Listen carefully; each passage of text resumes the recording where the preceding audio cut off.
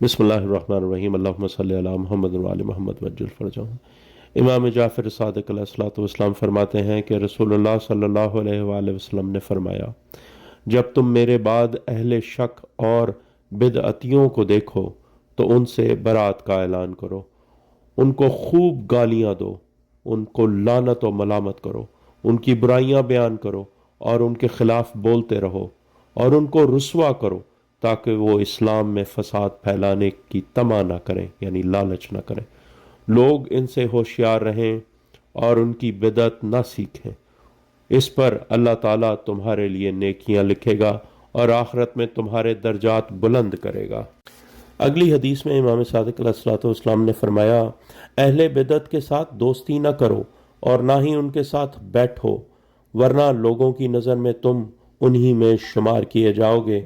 رسول اللہ صلی اللہ علیہ وآلہ وسلم نے فرمایا، انسان اپنے دوست اور ہم نشین کے دین پر ہوتا ہے۔